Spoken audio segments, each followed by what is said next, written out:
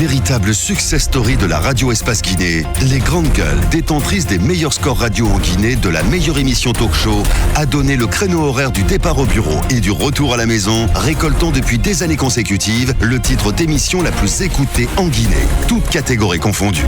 Un grand total de plus de 5 millions d'auditeurs ont été fidèles au talk show Les GG, diffusé jour après jour sur toutes les stations du réseau Adafo Média de 9h à 10h30, un exploit qui restera longtemps dans les annales de la bande FM en Guinée.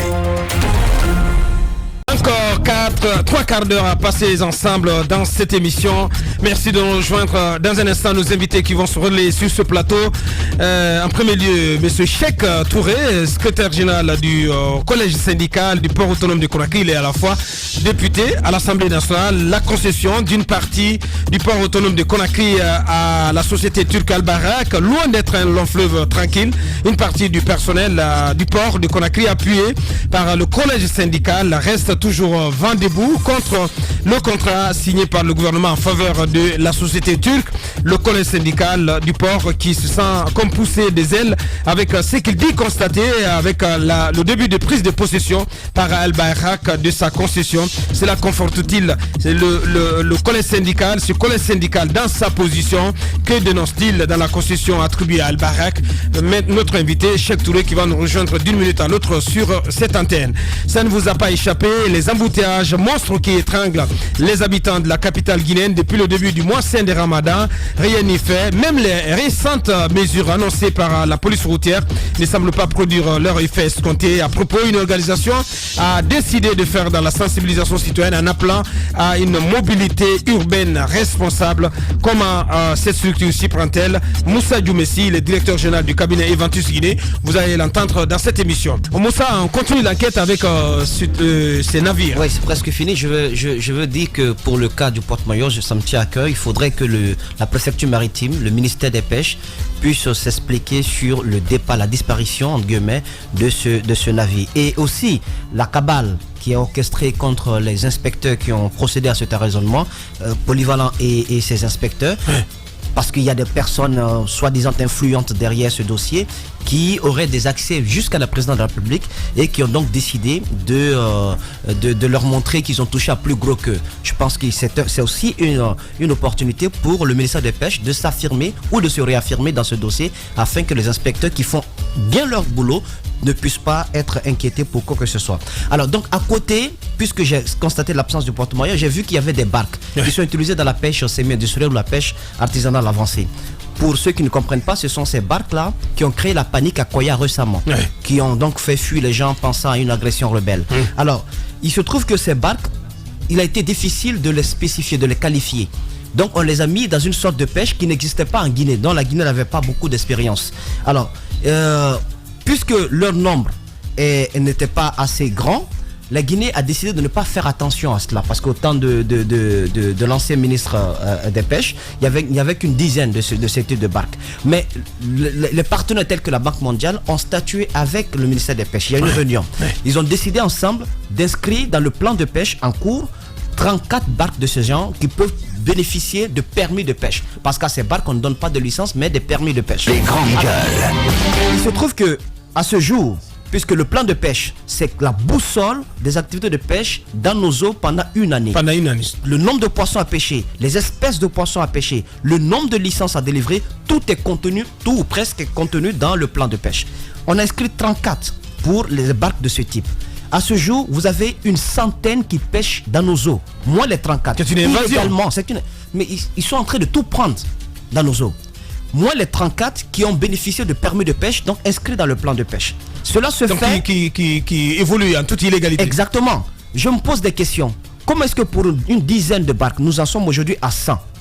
Les barques de ce type ne tombent pas des avions. C'est-à-dire qu'on ne les dépose pas dans nos eaux par vol. Ces barques passent par la mer. Quand ça vient dans un territoire, dans l'espace maritime d'un pays, il y a des ministères qui interviennent, celui des transports, celui des pêches, mais également le ministère de la Défense qui peuvent se retrouver pour statuer là-dessus. Mais alors, comment ces barques-là, le nombre a pu grossir jusqu'à atteindre 100? Et les complicités qui ont permis à ces barques-là de pêcher illégalement, je veux savoir. Alors, face à cela, le ministre conseiller des pêches, puisque j'ai essayé de comprendre, le ministre conseiller des pêches va requérir l'assistance de la brigade de la gendarmerie maritime à l'effet de faire une sorte de recherche en mer et d'arraisonner toutes ces barques qui pêchent de façon illégale. Beaucoup sont vers le large de Kamsa. Alors, je vais trouver qu'il y a 11 qui vont être arraisonnées, 11 barques de ce type, et ça continue, qui vont, pour la plupart, il y avait déjà des produits de pêche à l'intérieur qui vont être débarqués, et les autres seront emmenés du côté du quai de Conakry. Donc, ces barques-là sont arraisonnées à ce niveau. Que le ministre conseiller des pêches, Ansoumane Fofana, prennent la brigade de la gendarmerie maritime pour ce travail. C'est vrai que ce n'est pas ordinairement, en tout cas les textes ne prévoient pas cela pour arraisonner les navires. Il y a que le ministère de la Pêche dispose du Centre national de surveillance des pêches, mais aussi des inspecteurs qui sont habilités à cela. Mais certainement qu'il a compris qu'il y a des complicités à l'interne, et pour ne pas permettre que ce fléau dure, parce que c'est une sorte de razzia dans nos eaux. Ces barques-là, non seulement elles empiètent dans le domaine maritime réservé à la pêche artisanale, mais elles empiètent aussi dans le domaine maritime réservé à la pêche industrielle. Donc ces barques pêchent gros. Vous comprenez? Alors, donc ce ministre va donc pas passer par cette procédure normale, craignant qu'il y ait des complicités, qu'il y ait des fuites. Il va donc recourir la gendarmerie pour arraisonner ces 11 barques. Donc au-delà de cette petite violation de la procédure, je trouve que l'objectif qui a été visé, c'est un objectif qui est noble, puisque ça permet quand même au pays de se débarrasser peu à peu, parce que le nombre est assez grand, de se débarrasser peu à peu de ces barques qui continuent de siphonner nos eaux. Alors moi je me pose bien des questions. Qu'est-ce que le ministère des Pêches a fait face à ce constat? Parce qu'on ne peut pas nous dire qu'ils ne sont pas informés. C'est pas un ministre conseiller qui, dans sa villa 44 ou 49, qui peut avoir ce genre d'informations, et que le premier responsable des grandes gueules ne soit pas informé.